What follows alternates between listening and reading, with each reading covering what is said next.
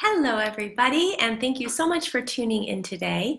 I am Rachel Rothman from Nutrition in Bloom. I am a pediatric dietitian and a feeding expert and coach, and I help you wonderful parents feel less stressed during meal times, more empowered. And what does that mean?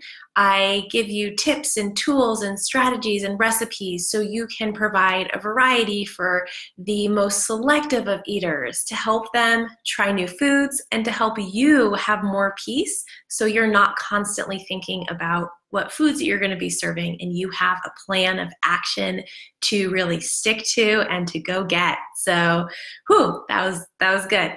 So, I have been doing this series. I have been doing a What Should I Say series. So I think this is my sixth video in this series where I talk about practical advice and tactical advice that you can use when you're responding to your child when a particular situation about food comes up. So I hope you will go back and check out some of my videos. There have been some great information about responding to your child when they're asking for more or when they won't eat at meal times. So in this video, I'm going to talk about how to respond when your child seems to be asking for snacks all day long. And I know I have dealt with this, and I know so many of the folks that I work with and so many of you in my community have dealt with this as well. So before I get into this, I want to let you know this is the last week to register for my Peaceful Mealtimes online workshop. It's taking place next Wednesday, January 29th at 7:30 p.m. Takes place all online. We're going to be going over strategies and tips and tools that you can really implement at meal times to help foster a healthy relationship with food with your child and also with yourself as well, because that's really important too. So I'll comment below and I'll link to that guide. But for now, let's get into it. So your child says, I want a snack, I'm hungry, I want this, I want that. Do we give in? So before I give you the advice for this one, I want to back up for a minute. I want to talk briefly just about mealtime routines.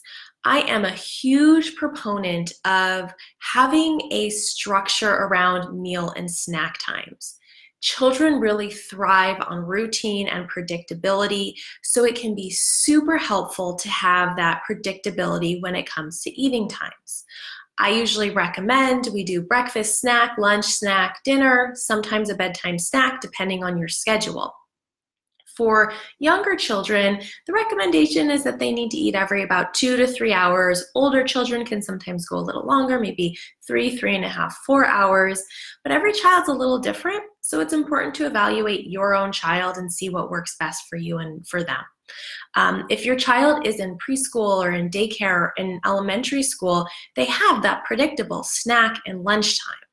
So having that routine and having that structure can be really helpful kind of moving forward. And I'll go into that in a little bit more detail in a minute. But okay, so my first example, let's say that lunchtime just happened. It's after lunch, your child comes up and says, I want a snack, I'm hungry. How do you respond? It's not snack time right now, Sydney. I hear that you really want one. Let's go play puzzle and it will be snack time XYZ in about an hour, in about 2 hours, okay? Or let's say your lunch was maybe an hour ago and snack time is not for another hour. How would you respond to that? It's not snack time right now, Sydney. We're gonna be having our snack in about 30 minutes. Would you like to help me set the timer for that so we can so we know when it's time? So you'll notice if you have watched some of my videos, my answers are short. I don't give a ton of explanation because they're kids. They don't need it, and a lot of times, depending on their age, might be hard for them to process. But there are 3 specific things that I'm doing when I am responding to this request. The first thing I'm doing is I am acknowledging. It's not snack time right now, but I hear you really want one. So that I hear you really want one, I'm acknowledging their feelings. The second thing we're doing is setting limits. There we go. So it's not snack time right now. So I'm making sure that I set that firm limit. And then the third thing that I'm doing is providing that autonomy. Would you like to help me set the timer for snack time? Would you like to help me, whatever it is? So giving them some kind of autonomy. So these 3 steps, if you've watched my video about what to do when your child's asking for a particular food, it's these same 3 steps. It's that acknowledgement, but we're setting limits and providing autonomy. And I know a lot of parenting experts and parenting coaches would probably use similar tactics in responding to different things, not necessarily just at meal times. Some other things that I do during the day is say the kitchen is closed when it's not snack time. So really setting those firm limits on that snack time. Okay, now some of you might be watching and thinking, well, my child is hungry, I want to feed them. This sounds crazy. It's okay to have a little leeway. Of course it's okay. Some days, if you think about yourself, some days you're hungrier than other days, some days you need to eat a little bit more. And it's okay to have that. But what we don't want to do is fall into this habit of our child grazing constantly throughout the day. And I'm going to explain this to you why. Some of you, if you have taken my class or have heard me talk before, you know that I use this gas tank analogy when we're talking about hunger and fullness. So if we think of a gas tank, so a gas tank is full and it starts to lower a little bit and then we top it off. And we keep topping it off. We're never allowing that gas tank to completely empty so we can fill it up again. The same goes for our stomach. We want to allow time for our stomach to fully digest so that we can feel hungry again, so we can maximize that hunger. This is why a lot of times for parents that are maybe struggling to get their child to eat more, having those snacks and meal times will actually help your child eat more than if you allow them to graze throughout the day. Okay. The other thing to kind of think about is there a particular time your child keeps asking for snacks? Maybe that means you need to play around with the timing of your meals and snacks.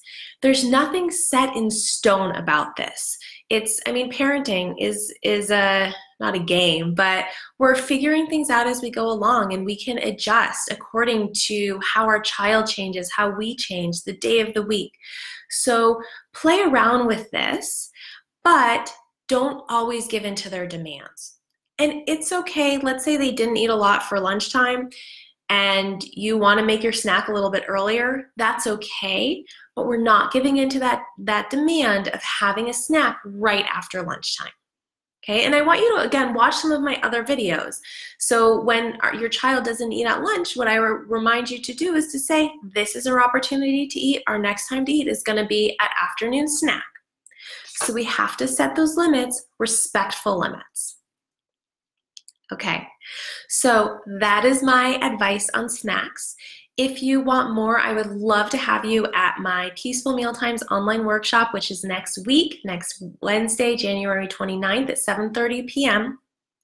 And we're going to really dive into a lot of these topics. I'm keeping the group very, very small, so I have a couple more spots left. So I hope that you can join me there. I'll link to that. And questions, comments, feedback, let me know. I love to chat about this stuff. Thank you for joining me today, and I look forward to talking to you. Bye.